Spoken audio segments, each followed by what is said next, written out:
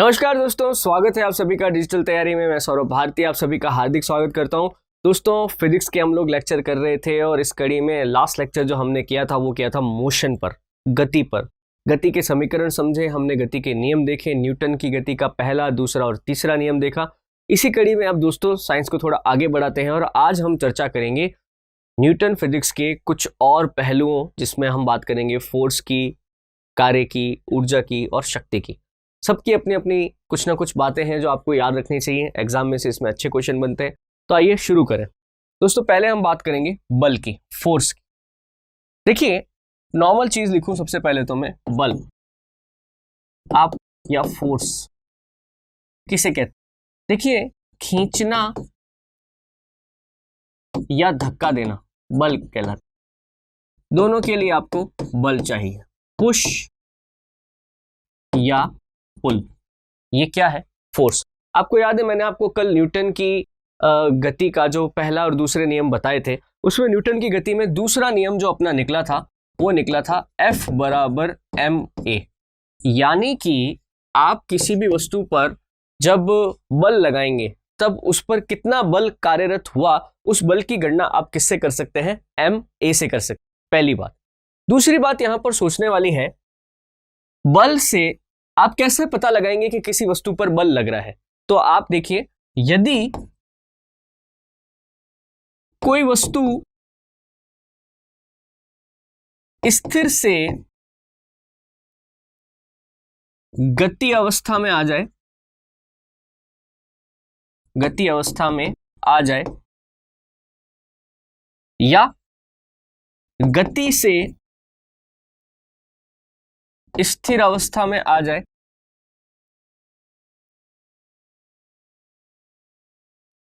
या गतिमान वस्तु की दिशा में परिवर्तन हो जाए, दिशा में परिवर्तन हो जाए। अगर ये तीन चीजें दोस्तों कहीं पर भी हो रही हैं तो आप समझ जाना कि उस जगह पर बल कार्य कर रहा है। इसको उल्टा भी कह सकते हैं, अगर आपको ये तीन काम करने हैं तो आपको बल की आवश्यकता होगी। पहला काम क्या है? कोई वस्तु स्थिर अवस्था में है, उसका चलना शुरू हो जाए, वो वस्तु अपनी जगह को छोड़ के आगे जाने लग जाए। कोई वस्तु जो पहले से चल रही है, गतिमान है, मोशन में है, आपको उसको अगर रोकना है तो भी आपको फोर्स लगाना पड़ेगा। और तीसरी वस्तु, आपकी कोई वस्तु जो किसी गतिमान अवस्था में चल रही है और अगर आपको उसकी दिशा को बदलना है तो भी आपको बल लगाना पड़ेगा। इसको अच्छे से मैंने आपको लास्ट लेक्चर में समझाया था, जब मैंने आपको न्यूटन की गति का पहला दूसरा नियम बताए थे, तब मैंने आपसे वहां पर बल की और भी चर्चा की थी। अभी फिलहाल आप सीधा इस बात को ध्यान रखेंगे कि नॉर्मली हम क्या कहते हैं? पुश या पुल, खींचना या धक्का देना बल कहलाता है। अगर कहीं पर भी ये तीन घटनाएं हो रही हैं तो वहां पर बल जरूर मौजूद होगा। और बल का मात्रक हमारे पास क्या होगा? बल का फॉर्मूला हमारे पास क्या होगा? F बराबर m है। a यहां पर m जो है वो क्या है? आपका द्रव्यमान है, यानी कि मास है। और a आपका यहां पर क्या है? a आपका यहां पर त्वरण है या एक्सीलरेशन है। ओके, अब देखिए, नेक्स्ट चीज जो आपको बात करनी थी वो बात करनी है बल का मात्रक। देखिए, बल के मात्रक की अगर मैं बात करूं तो मेरे पास देखो क्या था? F बराबर ma। अब m क्या है? m मास है, मास का मात्रक क्या है? द्रव्यमान का मात्रक क्या है? किलोग्राम, है ना। और a क्या है? त्वरण। त्वरण का मात्रक क्या होता है? मीटर पर सेकेंड स्क्वायर। ये अपन ने पिछले लेक्चर में सीखा हुआ है। तो देखो, बल का मात्रक क्या हो सकता है? किलोग्राम गुणा मीटर पर सेकेंड स्क्वायर। ओके, या तो ये आप कह सकते हैं, परंतु क्या किलोग्राम इंटू मीटर बटा सेकेंड स्क्वायर कहना ही अपने आप में बड़ा वो हो जाता है, क्योंकि बड़ा मात्रक है ना।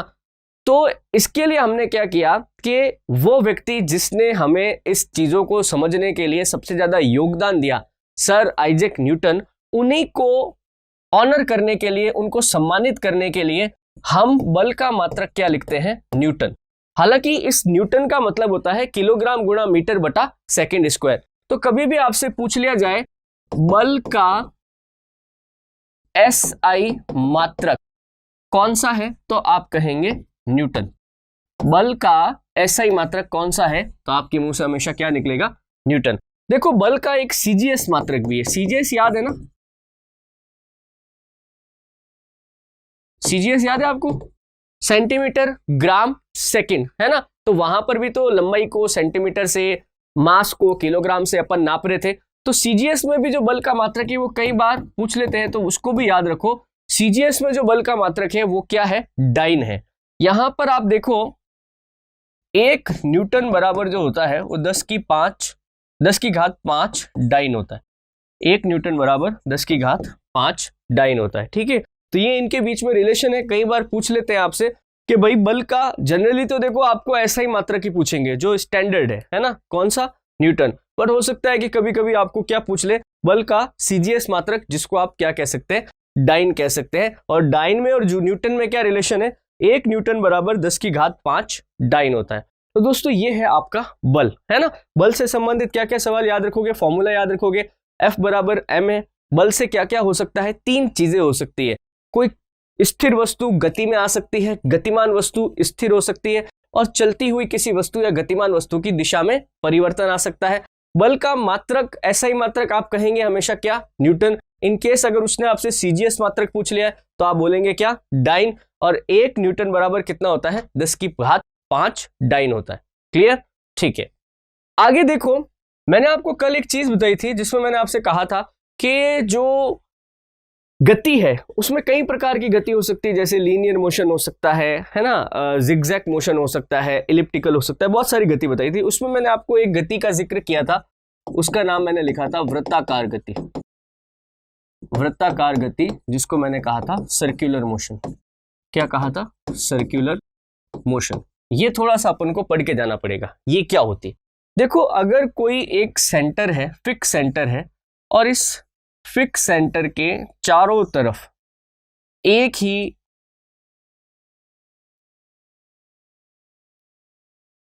इस तरह से कोई ऑब्जेक्ट अगर इस सेंटर के चारों तरफ लगातार गति कर रहा है इस तरीके से, है ना, तो अपन क्या कहेंगे कि वस्तु कैसी गति कर रही है, वृत्ताकार गति कर रही है। मतलब केंद्र से उसकी दूरी हमेशा बराबर रहेगी। जब केंद्र से दूरी बराबर रहती है तभी तो सर्कुलर मोशन होता है, सर्कल तभी तो बनता है। अब आपने एक बात नोट करी कि जब कभी भी मैं एक सर्कल में चक्कर लगा रहा हूं ना, तो मेरी कोई डायरेक्शन नहीं है। जब कभी भी आप एक सर्कल में चक्कर लगाते हैं, एक वृत्त में चक्कर लगाते हैं, तो आपकी कोई दिशा नहीं होती है। एक्चुअली वृत्त के प्रत्येक बिंदु पर आपकी दिशा बदलती रहती है। क्या होता है, आपकी दिशा बदलती है, हर पॉइंट पे आपकी दिशा बदलती है। बात समझ रहे हैं, आपकी कोई फिक्स दिशा हो ही नहीं सकती। अगर आप सर्कल में भाग रहे हो और आपसे कोई पूछे आप किस दिशा में भाग रहे हो, भाई मैं किसी दिशा में नहीं भाग रहा हूं, मैं at each and every point पे मैं अपनी दिशा को बदलता हूं। बात समझ रहे हैं। और अभी आपको मैंने एक चीज बताई थी, आपको याद है, ये वाली, मैंने कहा था किसी वस्तु जो कि गतिमान अवस्था में है और अगर उसकी दिशा बार बार बदल रही है, इसका मतलब है कि उसके ऊपर बल काम कर रहा है। बल के बिना चलती हुई वस्तु अपनी दिशा नहीं बदल सकती। तो दोस्तों यहां पर सीधी सी बात है कि जब आप कह रहे हैं कि वृत्त के प्रत्येक बिंदु पर कोई वस्तु जो है अपनी दिशा बदल रही है, इसका मतलब है कि वृत्त के प्रत्येक बिंदु पर इस गतिमान वस्तु पर कोई ना कोई बल जरूर लग रहा होगा। जब भी कोई ऑब्जेक्ट एक सर्कल के अंदर लगातार मूव कर रहा है तो at each and every point it will experience a force, है ना। अब देखो थोड़ा सा इसको एनालिसिस करते हैं। देखो जब कभी भी कोई ऑब्जेक्ट इस तरह से सर्कल में चारों तरफ रोटेट कर रहा है तो हमेशा उस ऑब्जेक्ट को लगता है कि मुझे टुवर्ड्स द सेंटर पुल किया जा रहा है, मुझे केंद्र की तरफ खींचा जा रहा है। बात समझ रहे। जब कभी भी आपको केंद्र की तरफ खींचा जाता है सर्कुलर मोशन में, तब आप पर एक बल काम करता है, क्योंकि अभी मैंने कहा था खींचना या धक्का देना क्या है, बल है। और मैं क्या कह रहा हूं, आपको केंद्र की तरफ खींचा जा रहा है, पुल किया जा रहा है, तो बल ही लगेगा।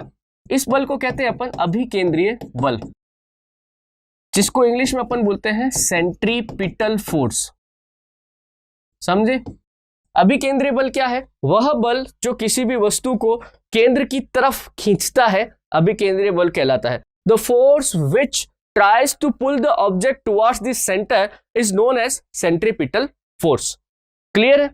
ऑब्वियस सी बात है कि जब भी किसी वस्तु के ऊपर बल लगेगा, है ना, तो उसके वेलोसिटी में भी चेंजेस आएंगे, है ना। और चेंज ऑफ वेलोसिटी क्या होता है, एक्सीलरेशन। वापस बोलता हूं, जब भी आप, जैसे एक फुटबॉल लुढ़क रही थी, है ना, आप आए, आपने फुटबॉल को किक मार दी, किक मारोगे तो उसका वेलोसिटी चेंज होगा ना। अभी मान लो 5-7 मीटर पर सेकंड से वो लुढ़क रही थी, किक मारते क्या होगा, वो 50 मीटर प्रति सेकंड की रफ्तार से बाहर जाएगी। बात समझ रहे? आप क्रिकेट खेल रहे थे, किसी ने धीरे से बॉल फेंकी, आपने बैट से जोर से शॉट मार दिया, आपने फोर्स लगाया, तो आपने उसका वेलोसिटी चेंज कर दिया ना। और चेंज ऑफ वेलोसिटी को आप क्या कहते हैं? त्वरण कहते हैं। कि साहब 5-10 की रफ्तार से चल रही थी, अब 20, 25, 30, 40, 50 की रफ्तार से ये ग्राउंड से बाहर चली गई, दैट इज कॉल्ड त्वरण, है ना। यही तो एक्सेलरेशन है। तो जब भी किसी ऑब्जेक्ट के ऊपर अभिकेंद्रीय बल लगता है तो उसमें एक त्वरण पैदा हो जाता है, और उस त्वरण का मान क्या होता है? v²/r। जब कभी भी कोई ऑब्जेक्ट जो सर्कल के अंदर मूव कर रहा है उस पर फोर्स काम करता है, कौन सा? सेंट्रीपिटल फोर्स काम करता है, तो उसके अंदर एक त्वरण उत्पन्न हो जाता है, जिसको अपन किससे डिनोट करते हैं? v²/r से डिनोट करते हैं। अब देखो अपना F वाला फॉर्मूला लाओ। F वाला फॉर्मूला क्या था? फोर्स का फॉर्मूला क्या था? F बराबर ma। a किसके बराबर है? यहां पर a तो v²/r के बराबर है, तो a की जगह मैं v²/r लिख दूं? हाँ लिख दो। तो फॉर्मूला क्या बन गया? F बराबर mv²/r। तो अगर कोई भी वस्तु सर्कल के अंदर रोटेट कर रही है और आपसे पूछ लिया कि इस ऑब्जेक्ट के ऊपर कितना सेंट्रीपिटल फोर्स लग रहा है, कितना अभिकेंद्रीय बल लग रहा है, तो आप कैसे कैलकुलेट करेंगे? mv²/r से कैलकुलेट करेंगे। क्लियर है? अब आपको डायरेक्टली कैलकुलेट करने के लिए तो नहीं बोलेंगे, बट वो आपसे कई सारे सवाल इसमें पूछ सकते हैं। जैसे मैं एक उदाहरण देता हूं आपको।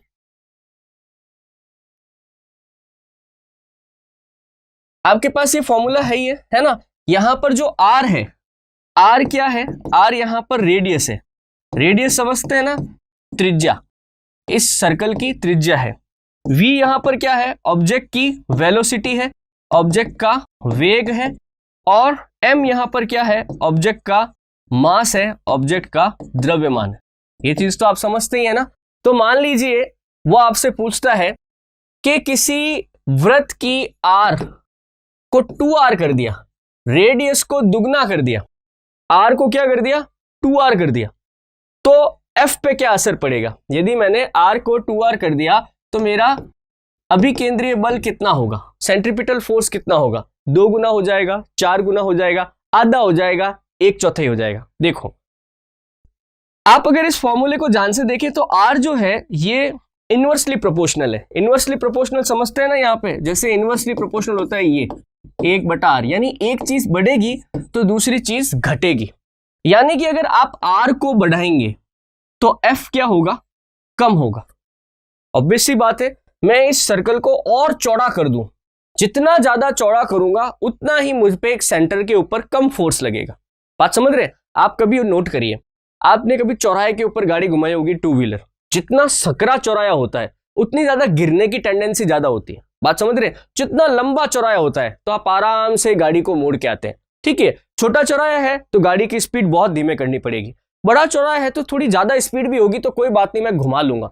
ये इसी कारण से होता है। तो देखो जब कभी भी आपकी रेडियस बढ़ा दी जाएगी, 2 गुना कर दी जाएगी, तो आपका फोर्स जो है वो क्या हो जाएगा?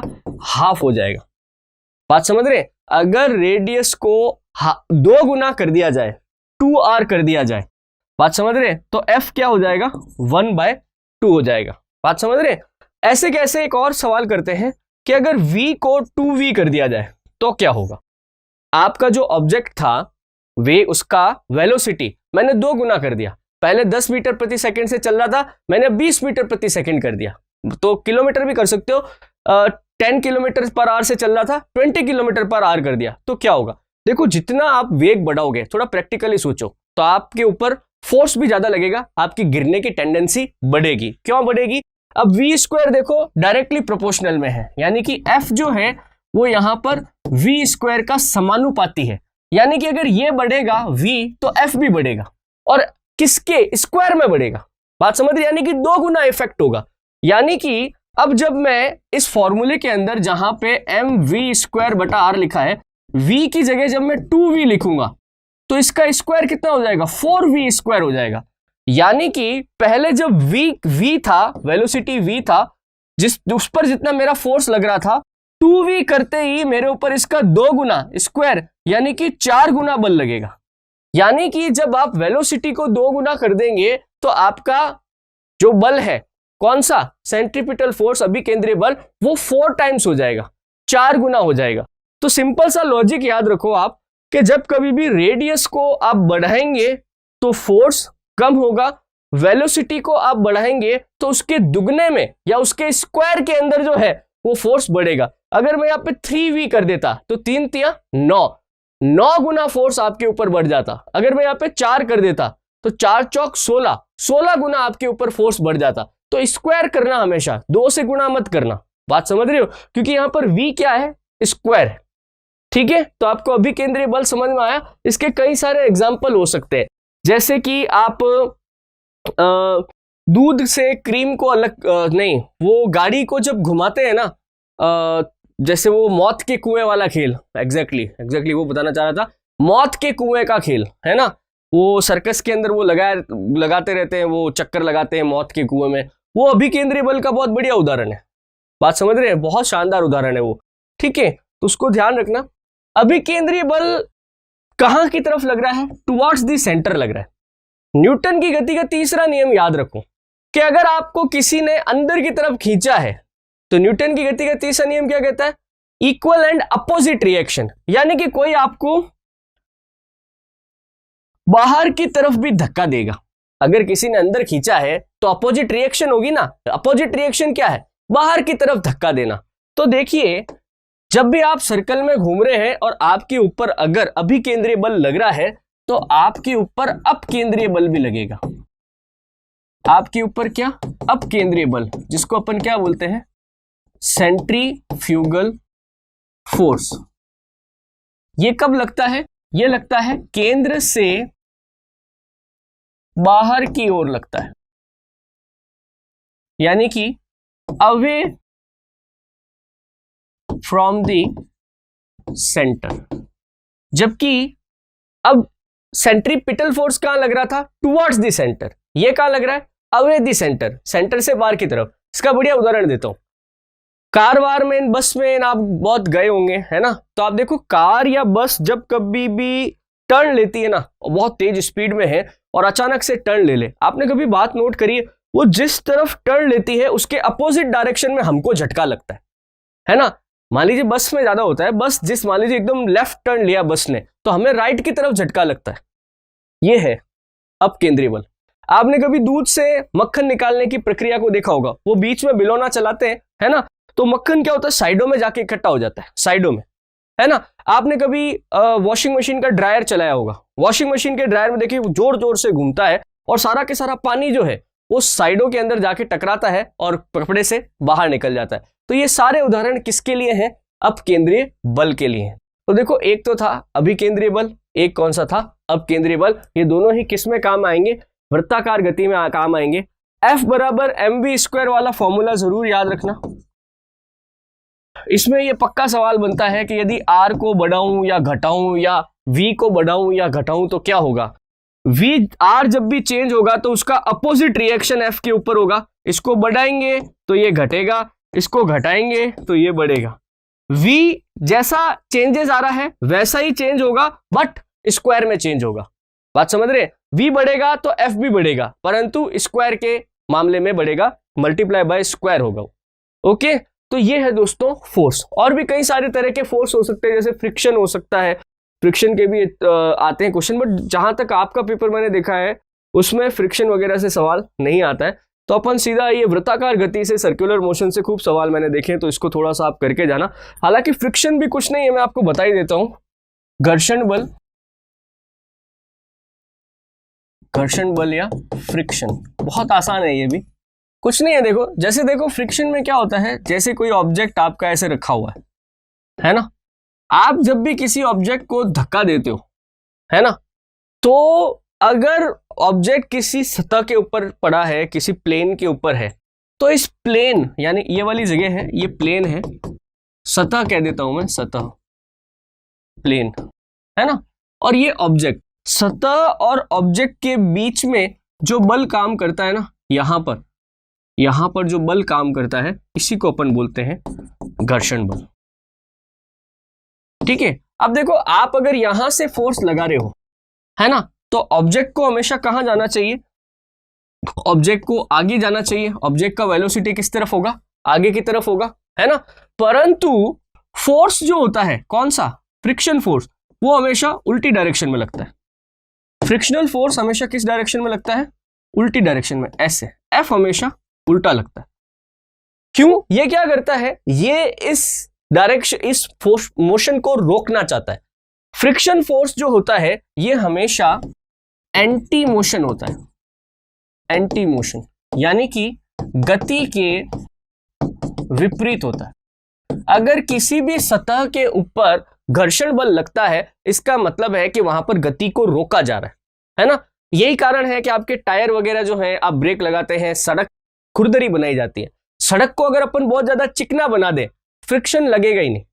फ्रिक्शन नहीं लगेगा तो या तो ब्रेक लगेंगे ही नहीं। जैसे मान लो सड़कें कांच की होती, आपने घर में देखा होगा यार, एक होता है घर के अंदर आजकल वो इटालियन टाइलें आती है, कभी आप होटल वगैरह में गए हो, एकदम शाइनिंग वाली टाइलें होती है, एकदम चीनी मिट्टी की, और आपके पास कोई, आपने वो लेदर वाले शूज वगैरह पहने हुए हैं, वो फॉर्मल शूज, बड़े फिसलते हैं उसके ऊपर, है ना। अब यही अपने बाहर सीमेंट वगैरह की फ्लोरिंग होती है, ठीक है, वहां पे अपन आराम से चल पाते हैं। बस यही बात है, फ्लोर जितना ज्यादा चिकना होगा उतना ही कम फ्रिक्शन लगेगा, फ्लोर जितना ज्यादा रफ होगा उतना ज्यादा फ्रिक्शन लगेगा। जितना ज्यादा फ्रिक्शन उतना ज्यादा वेलोसिटी को अपोज किया जाएगा। इसीलिए क्या होता है, कई जगह जहां पर फ्रिक्शन को घटाना है तो हम ल्यूब्रिकेंट्स का प्रयोग करते हैं। खासकर जैसे आपने देखा होगा, आपके बाइक्स के या कार के पार्ट हैं जो लगातार रोटेट करते हैं, तो उनमें फ्रिक्शन होगा ही होगा, रोटेट कर रहे हैं, किसी न किसी चीज से घर्षण करेंगे, वो फ्रिक्शन करेंगे। तो हम क्या करते हैं, उनमें तेल डाल देते हैं, हम उनमें ग्रीस लगा देते हैं, है ना। ये साइकिल के हैंडल की या गाड़ी के हैंडल की बेरिंग्स होती है, छोटी छोटी बॉल्स होती हैं, वो आपस में घर्षण करेंगे, ऑब्वियस सी बात है। तो घर्षण को कम करने के लिए अपन क्या करते हैं, उसमें ग्रीस डाल देते हैं। हमारी घड़ी है, घड़ी के अंदर भी बहुत सारे आपने देखे होंगे व्हील्स होते हैं, है ना। इस घड़ी के अंदर भी फ्रिक्शन होता होगा, पर तेल तो डाल नहीं सकते, दिन भर तेल ही निकलता रहेगा इसमें से। तो हम क्या करते हैं, ग्रेफाइट का प्रयोग करते हैं। ग्रेफाइट पता है आपको, मैंने बताया था एक बार, कार्बन का अपर रूप है, कार्बन का एलोट्रोप है। ग्रेफाइट का जो बुरादा होता है ना, वो भी बहुत चिकना होता है। आपने बचपन में किया होगा, अपनी जो पेंसिल आती है, उस पेंसिल को आप घसो जो बहुत ज्यादा, उसके बाद उसका जो काला काला हो जाता है उसको आप अपनी उंगली पे लेके ऐसे करो, बहुत चिकना होता है वो, है ना। बट तेल की तरह चिकनाई नहीं होती है उसकी, ग्रेफाइट की चिकनाई अलग होती है। उसको यहाँ पे एज ए लुब्रिकेंट प्रयोग किया जाता है। तो जहां कहीं पर भी इन लुब्रिकेंट्स का प्रयोग किया जाता है, वो सभी क्यों किया जा रहा है, वो घर्षण बल को कम करने के लिए किया जा रहा है। बात समझ रहे हैं। अब देखो, घर्षण बल का भी एक फॉर्मूला है, वो फॉर्मूला मैं डायरेक्ट लिख देता हूं, F बराबर म्यू एम जी।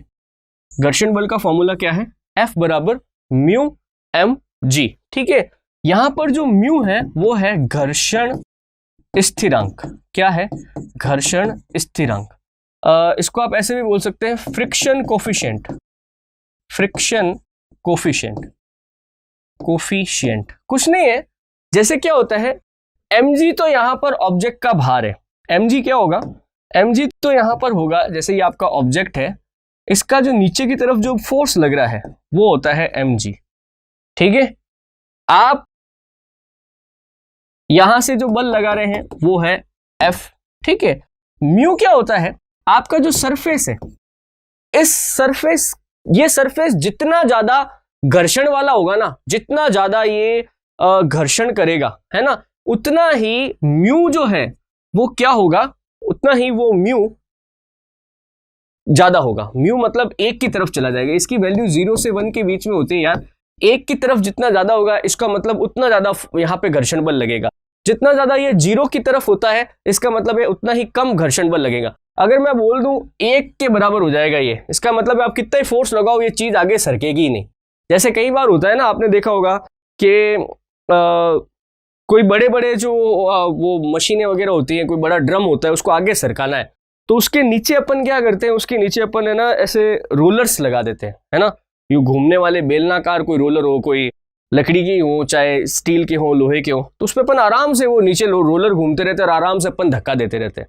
क्योंकि क्या होता है, कोई भी जो गोलाकार सतह होती है ना, गोलाकार सतह सबसे कम पॉइंट ऑफ कांटेक्ट बनाती है। कोई भी राउंड सतह होती है ना, राउंड गोलाकार, तो उसका सबसे कम हिस्सा जो है वो सतह से टकराता है। इस वजह से घर्षण बल सबसे कम लगता है। कोई भी जितना ज्यादा इस प्रकार से सरफेस पे कांटेक्ट करेगा उतना ज्यादा घर्षण बल काम करेगा। सतह से कांटेक्ट जितना कम होगा उतना ही कम घर्षण बल काम करेगा। ठीक है, तो ये इसके कुछ उसूल है, कुछ सिद्धांत है। बट आप जिस लेवल पे एग्जाम देने जा रहे हैं आप उसमें एक ही चीज याद रखो, F बराबर म्यू एम जी। ठीक है, किसी भी सतह पर जितना ज्यादा म्यू होगा, घर्षण स्थिरांक जितना ज्यादा होगा उतना ही ज्यादा वहां पर घर्षण बल भी काम करेगा। तो वापस बोल देता हूं, फ्रिक्शन क्या होता है, घर्षण क्या हो जाता है कि जब भी किसी वस्तु को किसी सतह के ऊपर धक्का दिया जाता है, बल लगाया जाता है, तब सतह और वस्तु के बीच में लगने वाला वह बल जो गति का अपोज करता है, गति के विपरीत काम करता है, उसे अपन घर्षण बल कहते हैं। ठीक है, तो ये 2-3 तरह के बल हैं दोस्तों, इसको थोड़ा सा आप ध्यान रखना, है ना। तो मैंने आपको अभिकेंद्रीय बल बताया, अपकेंद्रीय बल बताया, घर्षण बल बताया। आगे देखिए मैं आपको एक और चीज बताता हूं, इसको थोड़ा सा याद रखना आप। कभी आपसे पूछे बल के प्रकार कितने हैं, ये क्या यार थोड़ा सा एडवांस है, ये अपने स्कूल की किताबों में या 10वीं की किताबों तक आपको नहीं मिलेगा, इसलिए मैं इसको थोड़ा बताते हुए रुक रहा था। बट बता देना चाहिए, एग्जाम के पॉइंट ऑफ व्यू से ये ठीक है। आपको 10th तक की किताब में नहीं मिलेगा, जनरली हमसे उम्मीद की जाती है कि हमें 10th तक का बता दीजिए। थोड़ा सा मैं एक कदम आगे जा रहा हूं। देखिए अभी जो आपने देखा ना, अभिकेंद्रीय बल, अपकेंद्रीय बल, घर्षण बल, ठीक है, ये सब बल हैं, मना नहीं है, पर वास्तव में तो बल की परिभाषा है खींचना या धक्का देना। और जनरली आप देखें तो चाहे अभिकेंद्रीय बल था या दूसरा बल था, उन दोनों में हम क्या कर रहे थे, कुछ ना कुछ हिडन या फिर हम सार्थक रूप से या हम सामने आकर हम फोर्स लगा रहे थे। तो ऐसे वैज्ञानिकों ने बहुत दिमाग लगाया कि यार कहां कहां पर ऐसी घटनाएं हो रही हैं जहां पर बल लगता है, या तो अपने आप लगे या फिर किसी और भौतिक घटना के बाद में लगे। आपने एक सुना होगा, मैं बल के नाम लिखता हूं, देखो जैसे सबसे पहले होता है गुरुत्वाकर्षण बल, आपको बिल्कुल दिखाई नहीं देता है परंतु होता तो है ही। आप देखो विद्युत चुंबकीय बल, आप देखिए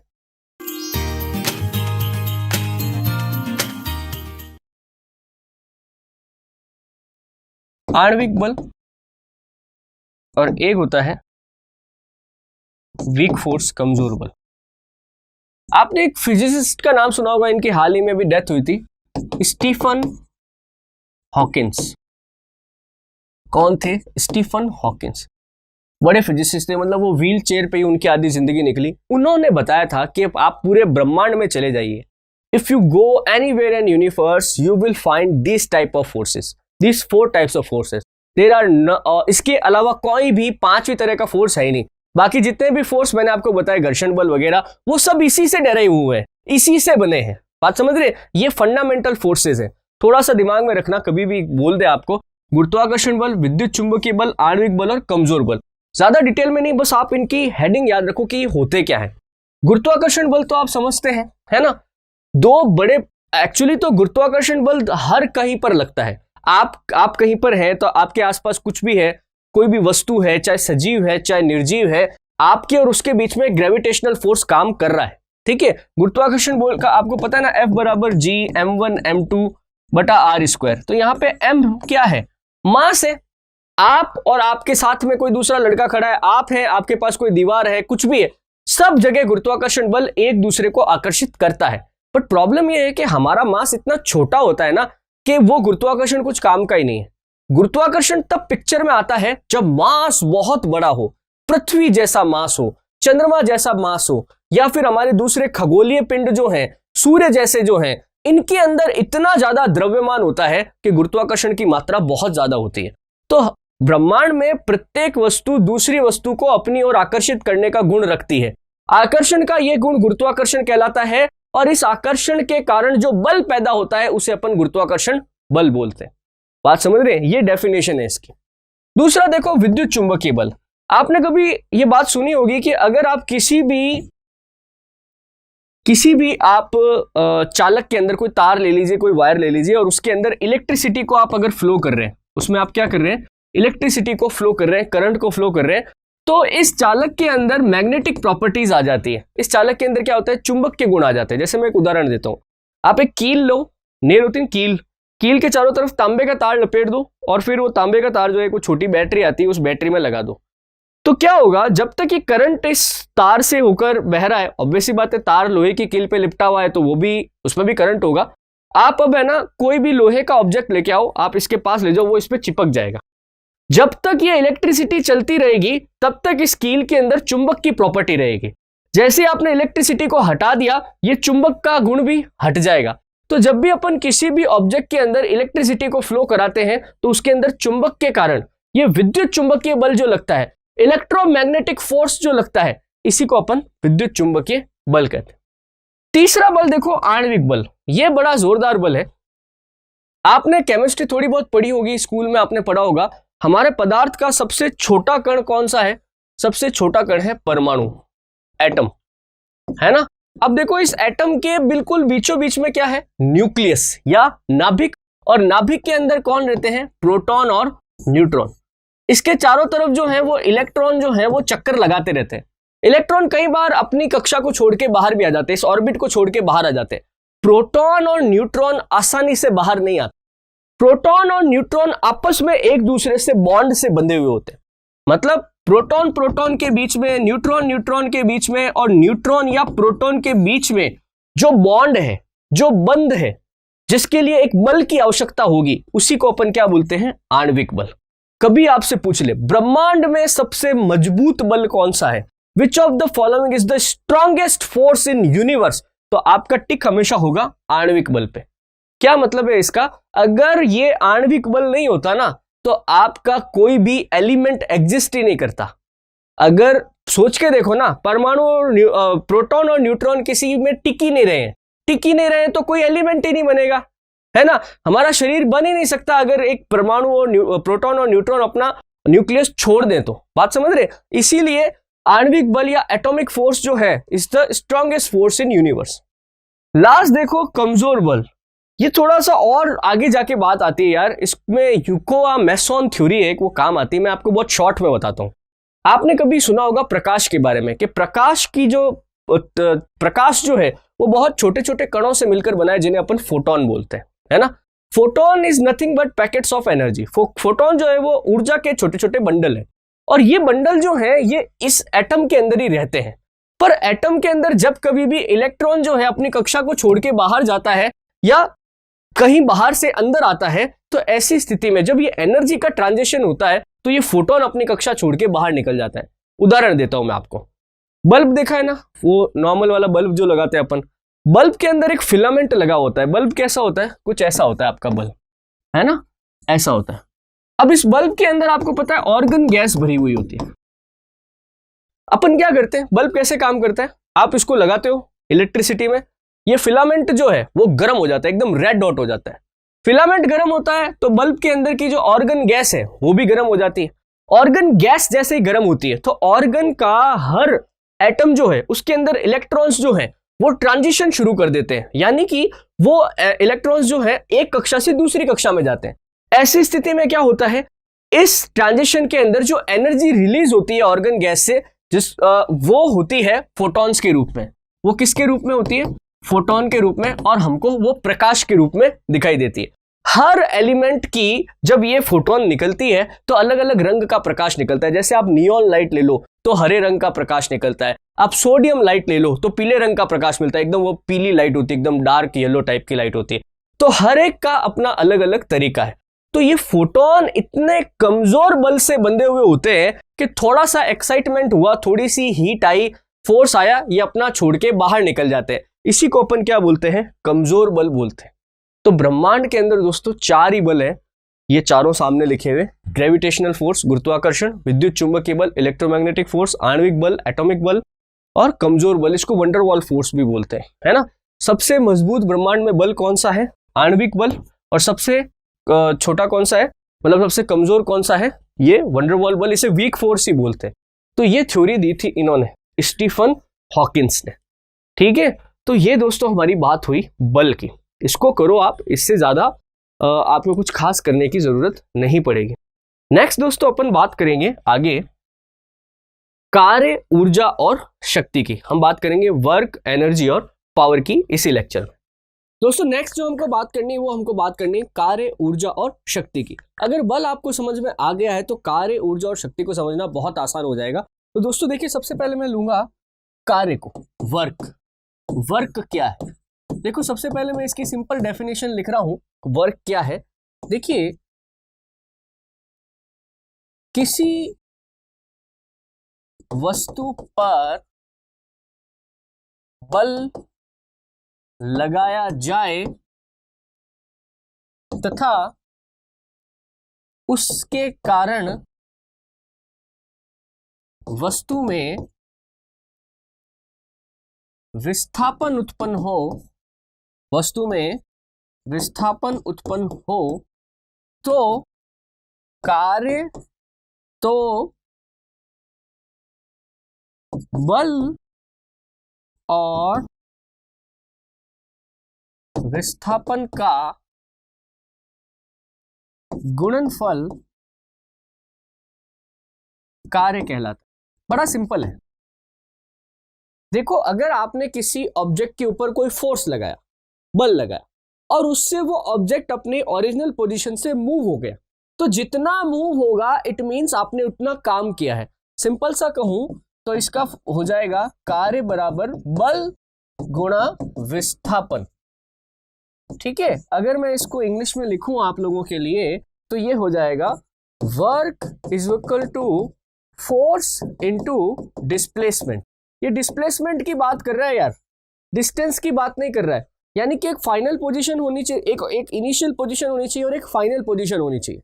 बात समझ रहे? अगर अपन इसके फॉर्मूले की बात करें तो ये होता है W बराबर एफ एस। यहां पर F किसको रिप्रेजेंट करता है?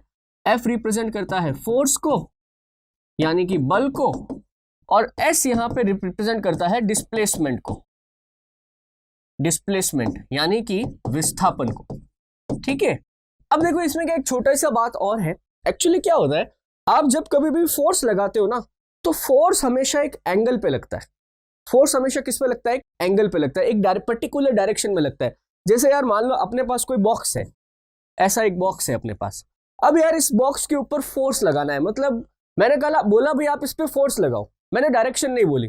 तो कोई व्यक्ति आएगा और ऐसे फोर्स लगा सकता है, इस बॉक्स को ऐसे आगे धक्का देता। कोई व्यक्ति आएगा वो इस बॉक्स को पीछे खींच लेता है, इस तरह से पीछे खींच लेता है। कोई व्यक्ति आता है ऐसे फोर्स लगाता है, ये यूं इसको नीचे की तरफ धक्का देने की कोशिश करता है। कोई व्यक्ति आता है इस प्रकार से ऊपर से फोर्स लगाता है, ऐसे ऊपर इसके दबा देता है, इसको खड़ा हो जाता है। कोई व्यक्ति आता है इस बॉक्स को नीचे से फोर्स लगा के उठा लेता है। आप देखो हर पोजीशन में अलग अलग डायरेक्शन से फोर्स लग रहा है। इसीलिए क्या होता है, डायरेक्शन के लिए या एंगल के लिए यहां पर अपन एक ट्रिग्नोमेट्री का फंक्शन काम में लेते हैं, कॉस थीटा। बात समझ रहे? कॉस थीटा में अगर अभी आपने कभी नोट किया हो, आपने ये पढ़ा होगा ना, जैसे कि ये होता है आपका लंब, है ना, परपेंडिकुलर, ये होता है आपका आधार यानी कि बेस, और ये होता है आपका कर्ण यानी कि हाइपोटेनियस, है ना। तो जब भी अपन करते थे ना साइन, कॉस और टेन, तो आपको पता है अपन ऐसे लिखते थे लाल बटा कक्का। इसमें से जब कॉस थीटा होता था वो होता था आधार और कर्ण यानी कि बेस अपॉन हाइपोटेनियस क्या होता था, कॉस थीटा। इसका मतलब क्या हुआ, आप कभी भी फोर्स लगाओगे ना तो आपके पास हमेशा एक बेस होगा, हमेशा एक बेस होगा। बात समझ? जैसे ऑब्जेक्ट नीचे पड़ा है, ऐसे कोई बॉक्स पड़ा है, टेबल पड़ी है, ये जो नीचे का फ्लोर है ना ये आपका बेस है। अब आप इस पे ऐसे फोर्स लगाओगे, ये जो फोर्स लगाने का डायरेक्शन है ना, ये जो एंगल है ना, इसी को अपन बोलते हैं थीटा। आधार और कर्ण के बीच में जो एंगल बनता है ना, इसी को अपन बोलते हैं कॉस थीटा। तो ये थीटा जो है आप अलग अलग जगह से लगा सकते हो। जैसे मैं आपको एक उदाहरण देता हूं, जैसे मैं आपसे कहूं कि अगर थीटा बराबर 0 डिग्री हो तो क्या होगा।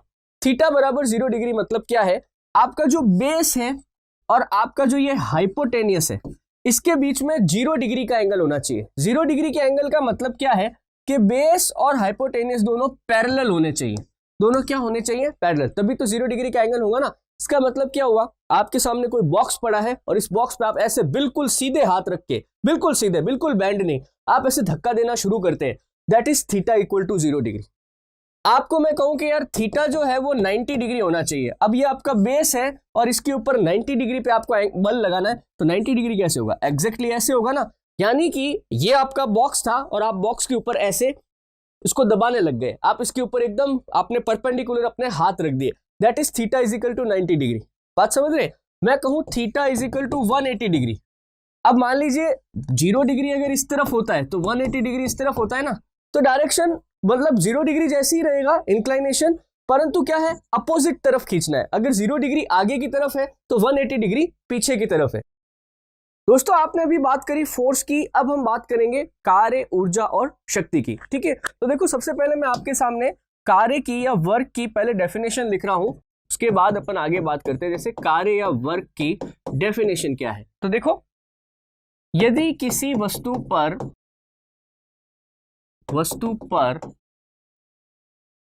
बल लगाने पर वस्तु विस्थापित हो जाए तो बल और विस्थापन का गुणनफल कार्य कहलाता है। बड़ा सिंपल है भाई, ये क्या कहना चाहता है कि अगर आप किसी भी ऑब्जेक्ट के ऊपर फोर्स लगाओगे और वो अपनी ओरिजिनल पोजीशन से थोड़ा सा मूव हो गया, आगे चला गया, पीछे चला गया और कहीं चला गया, तो आप बोलेंगे कि यहां पर कुछ काम हुआ है।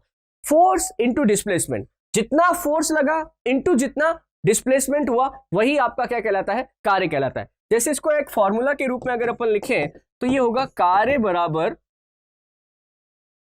बल गुणा विस्थापन। ठीक है, या फिर आप इसको लिख सकते हैं work is equal to force into displacement. ठीक है, इसको एक फॉर्मूला के रूप में लिखूं तो लिखना पड़ेगा W बराबर F डॉट S। यहां पर F क्या है, फोर्स, S क्या है, डिस्प्लेसमेंट। मतलब मान लीजिए कोई ऑब्जेक्ट था, आपने इसके ऊपर फोर्स लगाया, F फोर्स लगाया, अब ये ऑब्जेक्ट अपनी ओरिजिनल पोजीशन से यहां पर पहुंच गया। बात समझ रहे, अब पहले यहां था, मान लीजिए कि यहां से यहां तक इसने 1 मीटर की दूरी तय करी और आपने 5 न्यूटन का फोर्स लगाया, तो अगर आपको W कैलकुलेट करना है तो 5 न्यूटन का फोर्स 1 मीटर की दूरी, वर्क कितना हो गया 5। कितना वर्क हो गया 5। अगर अपन बात करें इसके यूनिट की, मात्रक की बात करें, तो देखो फोर्स का यूनिट क्या होता है, न्यूटन इंटू एस यानी डिस्प्लेसमेंट, इसका यूनिट क्या होता है, मीटर। न्यूटन इंटू मीटर जो है वो आपका क्या है, कार्य का फॉर्मूला है। बट अपन इसको आसान करने के लिए न्यूटन इंटू मीटर नहीं लिखते हैं, अपन इसके लिए प्रयोग करते हैं जूल का। तो आप याद रखेंगे कि कार्य का एसआई मात्रक क्या है, कार्य का एसआई मात्रक है जूल। हमेशा याद रखिए, वर्क का एसआई यूनिट क्या है, सिस्टम ऑफ इंटरनेशनल यूनिट क्या है, जूल। देखिए ये थोड़ा सा आधा ही फॉर्मूला है, इसमें क्या होता है, एक और चीज जुड़ती है, W बराबर एफ एस कॉस थीटा। यहां ये पूरा फॉर्मूला है, कभी वर्क का पूरा फॉर्मूला पूछे आपसे तो ये होता है एफ एस कॉस थीटा। अब ये कॉस थीटा यहाँ पे क्या है, देखो cos theta angle of force है। देखो आप जब भी किसी ऑब्जेक्ट के ऊपर फोर्स लगाते हो ना, तो आप अलग अलग तरीके से लगा सकते हैं। जैसे मैंने किसी लड़के को बोला कि भाई ये बॉक्स पड़ा है, इसके ऊपर तुम 5 न्यूटन का फोर्स लगाओ, ओके, तो सबका अपना अलग अलग दिमाग है। कोई लड़का आया, उसने सीधा ऐसे फोर्स इसको धक्का देना शुरू कर दिया। कोई लड़का आया, उसने इसके टिप के ऊपर इस तरह से इंक्लाइंड होके फोर्स लगाना शुरू करा, लंबा लड़का था मान लो। कोई लड़का आया, वो बिल्कुल इसके टेबल के ऊपर एकदम ऐसे खड़ा हो गया, एकदम ऐसे फोर्स लगा रहा है। कोई लड़का आया, इसने इस टेबल को इस तरह से नीचे से उठा लिया। कोई लड़का आया, उसने टेबल को पीछे की तरफ खींच लिया। एट एनी मोमेंट क्या हो रहा है, कुछ ना कुछ यहां पर फोर्स का एंगल लग रहा है। इसीलिए अपन यहां पर एंगल को भी डिफाइन करने के लिए, क्योंकि आपको याद है मैंने बताया था फोर्स कैसी राशि है, सदिश राशि है, बल एक वेक्टर क्वांटिटी है। यानी कि अगर डायरेक्शन बदलेगा, दिशा बदलेगी, तो फोर्स के ऊपर भी कुछ ना कुछ फर्क जरूर पड़ेगा। यही तो हमारी बात हुई थी। तो यहां पर इसीलिए अपन को डायरेक्शन को भी जिंदा रखने के लिए क्या लिखना पड़ता है, कॉस थीटा लिखना पड़ता है। अब कॉस थीटा आपने क्यों लिखा, तो थोड़ा सा इसमें देखो ट्रिग्नोमेट्री का खेल है, थोड़ा सा अगर आपको याद हो तो मैं लिखता हूं। देखो आपको याद है अपन कैसे करते थे, ये अपना होता था आधार यानी कि बेस, ये अपना होता था लंब ठीक है, यानी कि परपेंडिकुलर, और ये होता था अपना कर्ण यानी कि हाइपोटेनियस। आपको याद है अपन कॉस थीटा में क्या लिखते थे? अपन कॉस थीटा के अंदर लिखते थे बेस अपॉन हाइपोटेनियस, यानी कि आधार बटा कर्ण, यानी कि इन दोनों का जो रेशियो होता था ये थीटा, यही तो अपना कॉस थीटा कहलाता था। अब यहां पे क्या हो रहा है, बड़ी सिंपल सी बात हो रही है। आप जब कभी भी फोर्स लगाते हो ना, तो आपका एक प्लेन होता है नीचे की तरफ, आप जमीन ले लो, सरफेस ले लो, ये तो हमेशा मौजूद ही रहेगी। आप जब कभी भी फोर्स लगा रहे हो, है ना, तो वो अपना क्या हो जाता है, बेस हो जाता है। ये हाइपोटेनियस जो है कर्ण, ये आपके फोर्स लगाने की डायरेक्शन है। आप टेबल को ऐसे धक्का दे दो, है ना, आप टेबल को ऐसे खींच लो, आप टेबल के ऊपर ऐसे खड़े हो जाओ, तो ये आपका फोर्स लगाने का जो डायरेक्शन है प्लस ये जो फ्लोर है, इसके बीच का जो एंगल है दैट इज कॉस थीटा। बात समझ रहे? अब देखो मैं थोड़ा सा एक चीज लिख रहा हूं, आपको अगर याद हो, जैसे मान लो थीटा जो है वो 0 डिग्री हो सकता है, थीटा जो है वो 90 डिग्री हो सकता है, थीटा जो है वो 180 डिग्री हो सकता है। कैसे कैसे हो सकता है कि साहब आपका जो बेस है और आपका फोर्स जो लगाने की डायरेक्शन है उसके बीच में 0 डिग्री का एंगल बनना चाहिए। कैसे बनेगा? ये मेरा बेस है और मान लीजिए ये टेबल है, इसको मुझे सरकाना था, तो मैं ऐसे फोर्स की डायरेक्शन रखूं, ये मेरा बेस है, ये मेरा फोर्स है। आप देखो तो दोनों एक दूसरे के पैरेलल है, एकदम समानांतर है। जब पैरेलल एक दूसरे के लाइनें होती है तो 0 डिग्री का एंगल बनता है। दूसरी कंडीशन है 90 डिग्री की। अब देखो यार, ये मेरा बेस था, 90 डिग्री कैसे होगा? ऐसे होगा ना, तभी तो 90 डिग्री का एंगल बनेगा। तो यानी कि मैं इस टेबल के ऊपर ऐसे खड़ा हो जाऊं, ऐसे एकदम फोर्स लगाना शुरू कर दूं, दैट इज 90 डिग्री। 180 डिग्री कब होता है? देखो जब ऐसे 0 डिग्री इस तरफ होता है तो 180 डिग्री इस तरफ होता है ना। तो 0 डिग्री का मतलब इस तरफ की डायरेक्शन है, तो 180 डिग्री जस्ट उसके अपोजिट होगा। यानी 0 डिग्री में अगर आपको टेबल को उधर सरकाना है तो 180 डिग्री में आपको पीछे की तरफ खींचना होगा। अब देखो आपको अगर याद हो तो कॉस की वैल्यू कहां पर कितनी होती है?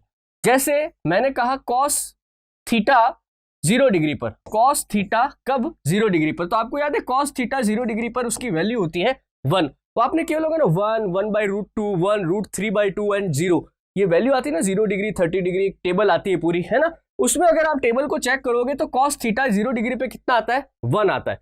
कॉस 90 पे कितना होता है? कॉस 90 पे 0 होता है। कॉस थीटा 90 डिग्री पे कितना होता है? 0 होता है। और कॉस थीटा 180 डिग्री पे कितना होता है दोस्तों? कॉस थीटा 180 डिग्री पे होता है -1। अब आप एक काम करो, आप थीटा को, ये जो वैल्यू आई है आप यहां पे रख के देखो कि साहब जब मैं एकदम ऑब्जेक्ट के पैरेलल फोर्स लगाता हूं, यानी कॉस थीटा जब 0 होता है तो 1 आता है। यानी कि जब कभी भी थीटा = 0 डिग्री होगा तब अधिकतम काम होगा, अधिकतम कार्य, मैक्सिमम वर्क कब होगा? जब थीटा बराबर 0 डिग्री हुआ। इसका मतलब क्या है? अगर आप मान लीजिए मैंने 4 लड़कों को बुलाया, मैंने सबको बोला तुम 5-5 न्यूटन का फोर्स लगाओ। एक लड़के ने 0 डिग्री पे फोर्स लगाया, एकदम पैरेलल हाथ रखे। एक लड़के ने ऐसे 90 डिग्री पे फोर्स लगाया, एकदम ऊपर खड़ा हो गया। एक लड़के ने 180 डिग्री पे फोर्स लगाया, पीछे की तरफ खींच लिया। तो क्या रिजल्ट आएगा? जिस लड़के ने 0 डिग्री पे फोर्स लगाया, वही 5 न्यूटन का फोर्स लगाया, वो अधिकतम काम कर पाएगा क्योंकि वो ऑब्जेक्ट को आगे तक धकेल देगा। जिसने कॉस 90 डिग्री पे ऐसे फोर्स लगाया, बक्सा हिलेगा ही नहीं। 90 डिग्री पे फोर्स लगाने का मतलब है बक्सा हिलेगा ही नहीं। आप लगा के देख लो, बिल्कुल नहीं हिलेगा वो। तो और कॉस 90 भी कितना होता है? कॉस 90 0 होता है। जैसे ही देखो मैं यहाँ पे एफ कुछ भी हो, मैं कॉस 90 की वैल्यू जैसे ही 0 रखूंगा, ये पूरी की पूरी टर्म मल्टीप्लाई होके 0 हो जाएगी और वर्क कितना आ जाएगा? 0 आ जाएगा। यानी कि जब कॉस थीटा 90 डिग्री के बराबर होता है तब कोई काम नहीं होता है, शून्य वर्क होता है, शून्य कार्य। यानी कि अपन कह ही नहीं सकते कि कोई कार्य हुआ। वो भले ही फोर्स लगा रहा है, पूरी एनर्जी खर्च कर रहा है, पर काम नहीं हुआ ना, क्योंकि कार्य में डिस्प्लेसमेंट बहुत जरूरी है। जैसे मान लो मैं एक उदाहरण देता हूं, मैंने आपसे कोई मान लो अपन ट्रेन में से कहीं गए थे, अब वापस आए हैं और बहुत सारा सामान है, कुली आया। मैंने कुली को बोला भाई मेरा सामान उठा तू। कुली ने अपना सामान उठा लिया। आप बातें करते करते बाहर निकल गए। बाहर गए और आपने देखा कि यार कुली तो आया ही नहीं है, सामान किधर गया मेरा? अब वापस भागते भागते प्लेटफॉर्म पे गए, भाग के गए तो देखा तो कुली जो है पसीने पसीने हुआ, आपके सारे बैग माथ सर पे रखे हुए, कोई हाथ में लिए हुए वगैरह खड़ा है वहां। जैसे ही उसने आपको देखा, उसने सारा सामान नीचे रख दिया और कहा लाओ पैसे। कि क्यों? क्या मैंने आपका काम कर दिया ना, सामान उठा लिया? अरे भाई तेरा काम था सामान का डिस्प्लेसमेंट करना, यहां से इस सामान को बाहर तक लेके आना। तूने डिस्प्लेसमेंट ही नहीं किया सामान का, तो मैं पैसे क्यों दूं? इसीलिए कार्य यहां पे कितना हो जाता है, 0 हो जाता है। सब कुछ हुआ है, फोर्स लगा है, एनर्जी खर्च हुई है, पर कार्य नहीं हुआ, इसीलिए theta is equal to 0 degree होते ही कार्य क्या हो जाता है, 0 हो जाता है। फिर देखो थीटा बराबर 180 डिग्री हो तो क्या होगा, कार्य तो होगा बट उल्टी डायरेक्शन में होगा। ये अगर पॉजिटिव डायरेक्शन है तो 180 डिग्री नेगेटिव डायरेक्शन है, तो इसमें कैसे लिख देंगे अपन इसको, नेगेटिव वर्क, यानी कि नकारात्मक कार्य। नकारात्मक कार्य का मतलब होता है उल्टी दिशा में। बात समझ रहे हो, बड़ा इंपॉर्टेंट है, ये कई बार पूछे जा चुके हैं कि कार्य करने के लिए या फिर थीटा कितना हो जब मैक्सिमम वर्क होगा, है ना, या फिर ये सीधा सीधा इसका फॉर्मूला पूछ लेते हैं, W बराबर F S cos theta, W बराबर F S sine theta, W बराबर एफ एस टेन थीटा, या और कुछ। तो आप हमेशा याद रखेंगे W बराबर एफ एस कॉस थीटा, इसका मात्रक भी अपन ने लिख दिया था, इसका मात्रक क्या रहेगा, जूल रहेगा। और कार्य एक कैसी राशि होगी, कार्य हमेशा एक अदिश राशि होगी, ठीक है, यानी कि ये कैसा होगा, एक स्केलर क्वांटिटी होगा। फोर्स कैसी क्वांटिटी होती है, फोर्स हमेशा एक वेक्टर क्वांटिटी होती है। बट जब मैं वर्क की बात करूंगा, किसी भी दिशा में जाओ आप, वर्क बदलेगा नहीं, तो थोड़ा सा इस बारे में ध्यान रखना। फोर्स नो डाउट एक वेक्टर क्वांटिटी है, डिस्प्लेसमेंट नो डाउट एक वेक्टर क्वांटिटी है, परंतु कार्य जो है ये एक सदिश राशि नहीं है, एक अदिश राशि, हमेशा याद रखिएगा, ठीक है। फिर देखो नेक्स्ट बात अपन करते हैं। अब यार एक चीज है, अभी आपको मैंने वो कुली वाला उदाहरण दिया है ना, कि उसने आपका सामान उठा के वो सर पे रख के बैठ गया। यार सच्ची बात क्या है कि उसने काम तो किया ना, उसने आपका सामान उठाया, एनर्जी भी लगाई, खर्च भी करी, पर आपने उसको काम के पैसे ही नहीं दिए। तो ये क्या चीज है ना। अब आप ऐसा भी कह सकते हैं कि चलो उसने एक्स डायरेक्शन में आपके सामान का डिस्प्लेसमेंट नहीं किया, वाई डायरेक्शन में तो किया। उसने आपको हॉरिजॉन्टली डिस्प्लेसमेंट नहीं किया, वर्टिकल डिस्प्लेसमेंट तो कर दिया। तो क्या किया जाए, तो भी काम तो नहीं हुआ।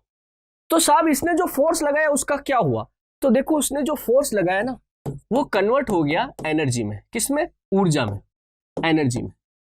जहां पर अपन ये एक्सप्लेनेशन नहीं दे पाते कि वर्क के अंदर ये जो 0 वर्क हुआ है, इसमें फोर्स लगा, ये कहां गया, वो चला गया एनर्जी में।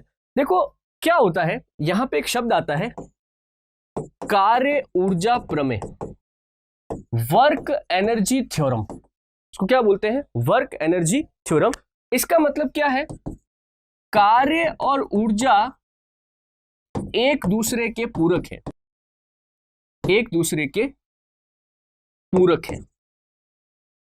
अर्थात कार्य करने के लिए ऊर्जा की आवश्यकता होगी, ऊर्जा की आवश्यकता होगी, और जहां कार्य संपन्न हुआ है, कार्य संपन्न हुआ है, वहां ऊर्जा जरूर खर्च होगी। मतलब जब आप कोई कार्य कर रहे हो तो एनर्जी जरूर लगेगी वहां पे, और कहीं पर आपने एनर्जी लगाई है तो कोई ना कोई काम जरूर होगा। आपको वो दिखे चाहे नहीं दिखे, वो डेफिनेशन में फिट हो चाहे नहीं हो, बट वहां पे जरूर होगा। That is work energy theorem. बात समझ रहे। इसीलिए क्या होता है, ऊर्जा का मात्रक भी, ऊर्जा का मात्रक भी क्या होता है, जूल होता है। ऊर्जा का मात्रक भी क्या होता है, जूल होता है। कार्य और ऊर्जा एक ही बात है, बस उसको कहने का तरीका अलग अलग है। वर्क का मतलब है फोर्स लगाया, कुछ डिस्प्लेसमेंट हुआ, बात समझ रहे। और ऊर्जा का मतलब है क्योंकि आपने वर्क किया इसलिए ऊर्जा खर्च हुई। बिना ऊर्जा खर्च करे, बिना एनर्जी को आप वहां पे एक्सपेंड करें, आप कोई काम नहीं कर सकते, ठीक है। इसी के आधार पर अगर अपन चले तो बात आती है ऊर्जा के प्रकार की। देखो आप वैसे तो विद्युत ऊर्जा, यांत्रिक ऊर्जा, पता नहीं कौन कौन सी ऊर्जा बोलते रहते हो, पर प्रकृति में ऊर्जा के 2 ही रूप माने गए हैं। प्रकृति में ऊर्जा के 2 ही प्रकार माने गए हैं। पहला है स्थितिज ऊर्जा, पहला क्या है, स्थितिज ऊर्जा, और दूसरा क्या है, गतिज ऊर्जा। दूसरा क्या है, गतिज ऊर्जा। स्थितिज ऊर्जा का मतलब है पोटेंशियल एनर्जी, और गतिज ऊर्जा का मतलब है काइनेटिक एनर्जी। देखो वैसे मैं आपको अभी मैंने जो वर्क एनर्जी थ्योरम बताई ना, मैं आपको प्रूफ करके भी बता सकता हूं कि work and energy are 2 sides of 1 coin. मतलब एक जैसी एक ही प्रकृति की दो चीजें हैं, बस नाम अलग है। मैं आपको प्रूव कर सकता हूं, हालांकि ये प्रूफ जो है आप अपने एग्जाम के पॉइंट ऑफ व्यू से मत लेना, सिर्फ समझने के पॉइंट ऑफ व्यू से लेना।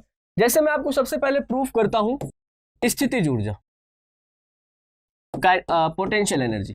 देखो मैंने अभी आपसे कहा कि जो कार्य है वही आपकी ऊर्जा है, इसका मतलब जो वर्क का फॉर्मूला है वही एनर्जी का फॉर्मूला भी होना चाहिए ना भाई। जब कार्य ऊर्जा दोनों सेम है, जब इनके मात्रक यूनिट सेम है, तो फिर इनका फॉर्मूला भी तो एक सेम होना चाहिए था ना। जैसे मैंने कहा साहब वर्क का फॉर्मूला था F.S, एक सेकंड के लिए अपन cos थीटा को नहीं लेते, कोई बात नहीं। तो आप मुझे ये बताओ F क्या होता है? F तो किसके बराबर है? ma के बराबर है ना। तो F क्या हो गया? ma हो गया डॉट S। देखो स्थितिज ऊर्जा किसी भी ऑब्जेक्ट में क्या होती है, पहले तो इसकी बात करो, स्थितिज ऊर्जा क्या होती है। देखो किसी भी वस्तु में उसकी स्थिति या आकार में परिवर्तन के कारण उत्पन्न हुई ऊर्जा स्थितिज ऊर्जा कहलाती है। देखो मैं एक बड़ा सिंपल एक लाइन बोलता हूं, उसको थोड़ा ध्यान से सुनना। मैंने अभी आपसे कहा ना कि कहीं पर भी अगर फोर्स लग रहा है तो मतलब काम हो रहा होगा या फिर उसमें ऊर्जा जरूर होगी, दोनों एक ही बात है। मतलब एक सिंपल लाइन याद रखो, किसी भी ऑब्जेक्ट के ऊपर अगर फोर्स लग रहा है इट मींस वहां पे इटसेल्फ एनर्जी है। किसी भी ऑब्जेक्ट के ऊपर अगर फोर्स लग रहा है तो वहां एनर्जी जरूर होगी। एग्जाम्पल, ये मेरे पास ये एक मार्कर है ना। मान लीजिए ये मार्कर ऐसे मेरे हाथ में रखा हुआ है, सिर्फ ऐसे मैंने पकड़ा हुआ है। क्या इसमें कोई एनर्जी है क्या मार्कर में कोई एनर्जी है क्या? अगर आपसे कोई ये सवाल पूछ ले तो हमेशा सबसे पहले तो आप ये सोचो कि क्या मार्कर के ऊपर कोई फोर्स लग रहा है क्या। मान लो मैं इसको सस्पेंड कर देता, ऐसे लटका देता, किसी धागे से मान के लटका देता, तो क्या उसके ऊपर कोई फोर्स लग रहा है? एनी टाइम कोई भी ऑब्जेक्ट आपके पास रखा हुआ है, दिख रहा है, कुछ भी है, सॉलिड है, लिक्विड है, गैस है, उन सब के ऊपर ग्रेविटेशनल फोर्स लग रहा है, एनी हाउ लग रहा है। बात समझ रहे? इसका मतलब क्या हुआ? फोर्स है तो एनर्जी जरूर होगी। तो यहां पे अगर आप देखो इस फॉर्मूले से कि यार मैंने ये मार्कर लटका दिया, क्या मार्कर का कोई मास है? हाँ है, मास मतलब m है। क्या इस मार्कर के ऊपर कोई एक्सीलरेशन लग रहा है क्या? यहां पे a का मतलब क्या होता है? त्वरण होता है। F बराबर ma जब लिखा था तो a क्या था? त्वरण था। क्या मार्कर ऐसे जब लटका हुआ है क्या इसके ऊपर कोई g काम करेगा? बिल्कुल करेगा, क्योंकि ये गुरुत्वाकर्षण के संपर्क में है, इसलिए जैसे ही गिरेगा इस पर g 9.8 मीटर पर सेकेंड स्क्वायर, जिसको आप g को आप क्या बोलते हो? ग्रेविटेशनल एक्सीलरेशन, गुरुत्वीय त्वरण। क्या बोलते हो आप? गुरुत्वीय त्वरण 9.8 मीटर पर सेकेंड स्क्वायर। ऐसा कोई भी ऑब्जेक्ट जो पृथ्वी के गुरुत्वाकर्षण के संपर्क में है उस पर एनी टाइम जी काम करता है 9.8 मीटर पर सेकेंड स्क्वायर। इसीलिए तो ये छोड़ते ही नीचे की तरफ जाता है, फोर्स लग रहा है तभी तो जाता है ना। तो यहां पर अगर मैं ए की जगह पे जी लिख दूं, ग्रेविटेशनल एक्सीलरेशन लिख दूं, तो क्या फर्क है? कोई फर्क नहीं है, जी लिख दिया। अब बात आती है विस्थापन की। देखो वस्तु की स्थिति में परिवर्तन करना, वस्तु की स्थिति में एस का मतलब तो क्या होता है कि हमेशा आप क्या करते हो? हॉरिजेंटल परिवर्तन करते हो। हॉरिजेंटल मतलब एक्स डायरेक्शन में यहां से उठा और वहां चला गया। पर मैंने जब इस वस्तु को ऐसे ऊपर उठा के आपसे पूछा था कि क्या यहां पर कोई परिवर्तन हुआ है क्या? हाँ भाई, एक्स डायरेक्शन में तो नहीं हुआ पर वाई डायरेक्शन में तो हुआ है ना। यानी कि मैंने इसको लंबा तो नहीं खींचा पर इसको अपनी स्थिति से उठा के ऊंचा तो कर दिया है ना। तो यहां पर एस नहीं होगा, विस्थापन नहीं होगा, मैंने इसकी ऊंचाई में परिवर्तन कर दिया है, हाइट में परिवर्तन कर दिया है। तो यहां पर एस की जगह अगर मैं एच लिख दूं तो क्या दिक्कत है? कोई दिक्कत नहीं है। तो अगेन पोटेंशियल एनर्जी का फॉर्मूला मेरे पास क्या आ गया? PEmgH। आया कि नहीं आया? अब अगर आपको देखना है कि इसका मात्रक सेम है कि नहीं है, देखो W बराबर FS, F यहां पर क्या था? F यहां पे था न्यूटन और S यहां पे क्या था? मीटर। अगेन यहां पे देखो mg, ये भी तो एक प्रकार का बल है ना। जब W बराबर mg हो सकता है, वो भी तो मैंने आपसे कहा था भार भी एक प्रकार का बल है, तो इसका मात्रक भी क्या होगा? न्यूटन ही तो होगा। और h हाइट है, हाइट को किस में मापते हैं? मीटर में ही तो नापते हैं। तो h की जगह मैं न्यूटन इंटू मीटर लिख दूं, तो यही तो सेम फॉर्मूला मैंने कार्य के लिए भी लिखा था। यही तो न्यूटन इंटू मीटर जो है ये जूल हो गया था। तो बात प्रूव हो गई कि कार्य ऊर्जा है और ऊर्जा ही कार्य है। तो दोस्तों ये mgh जो फॉर्मूला आया ये किसके कारण आया? स्थितिज ऊर्जा के कारण आया। कोई भी वस्तु स्थिर अवस्था में है, आपने उसकी ऊंचाई बदल दी है तो उसमें हमेशा स्थितिज ऊर्जा होगी। h जितना बढ़ेगा, आप उसको जितना ऊंचाई पर लेके जाएंगे उतनी ही ज्यादा उसमें पोटेंशियल एनर्जी होगी। तो स्थितिज ऊर्जा हमेशा कब होती है? जब वस्तु स्टेशनरी है, रुकी हुई है। परंतु क्या होगा जब मैं वस्तु को चलाना शुरू कर दूं, वस्तु में वेलोसिटी आ जाए, वेग आ जाए, तो जैसे ही वेग आएगा तो वहां पर कौन सी एनर्जी आ जाएगी? गतिज ऊर्जा आ जाएगी। कौन सी ऊर्जा आ जाएगी? गतिज ऊर्जा, जिसको अपन क्या बोलते हैं? Kinetic energy. क्या बोलते हैं अपन? Kinetic energy. इसका क्या डेफिनेशन है? वस्तु में उसके वेग के कारण उत्पन्न हुई ऊर्जा गतिज ऊर्जा कहलाती है। गतिज ऊर्जा कहलाती है। बात समझ रहे? The energy which is produced due to the motion और velocity of an object is known as kinetic energy. ठीक है, मतलब ये स्थिर वस्तु जब चलना शुरू कर देगी तब क्या होगा? तब उसमें काइनेटिक एनर्जी आ जाएगी। अब देखो यार, अभी मैंने आपको कहा था वर्क एनर्जी थ्योरम, वो कार्य ही ऊर्जा के बराबर होता है। तो एफ डब्ल्यू का फॉर्मूला क्या था? F dot S.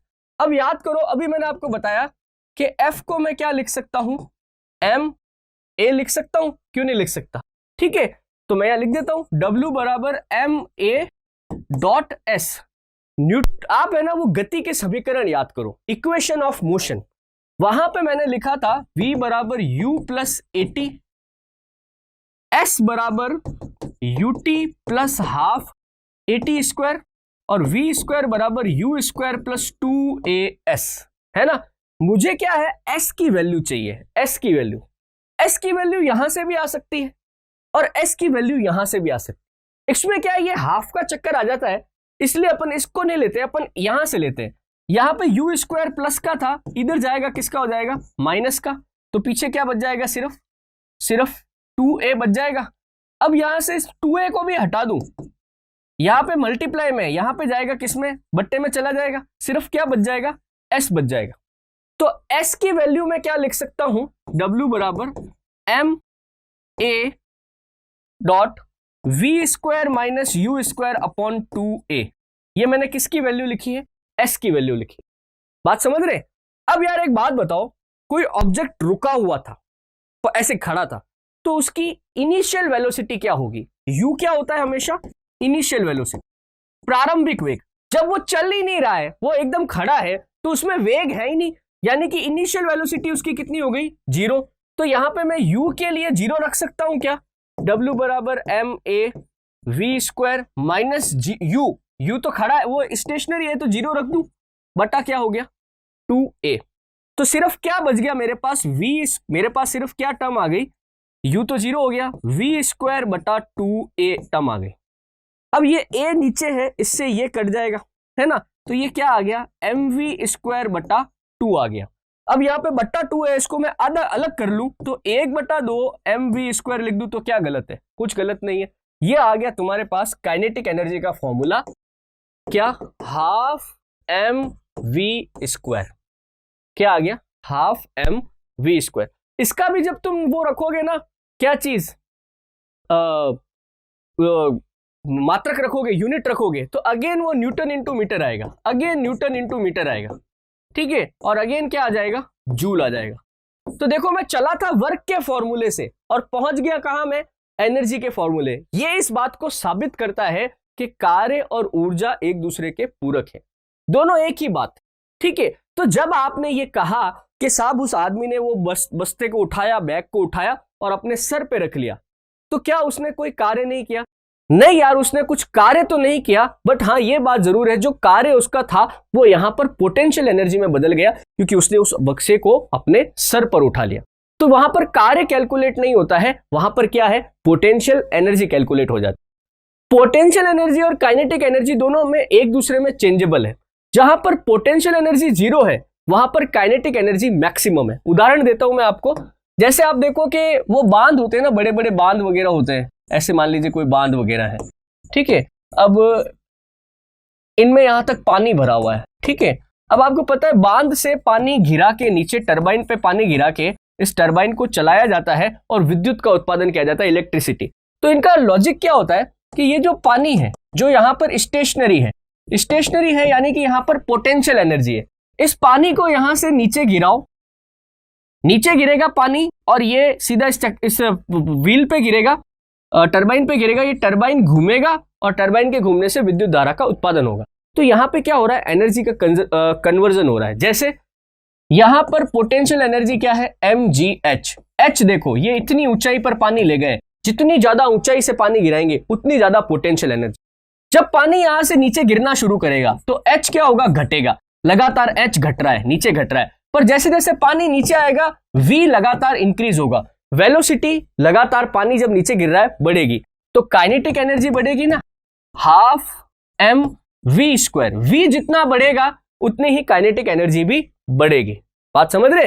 तो जितना पोटेंशियल एनर्जी में कमी आती है उतना काइनेटिक एनर्जी में बढ़ोतरी होती है। आप खड़े थे, आप में पोटेंशियल एनर्जी थी, आपने चलना शुरू कर दिया तो एनर्जी कहां गई, वही एनर्जी अब काइनेटिक एनर्जी में बदल गई। आप अचानक से रुके, काइनेटिक एनर्जी किधर चली गई, वापस पोटेंशियल एनर्जी में चली गई। तो जब काइनेटिक एनर्जी मैक्सिमम होती है तो पोटेंशियल एनर्जी मिनिमम होती है, एंड वाइस वर्सा। इसका उल्टा कर दीजिए।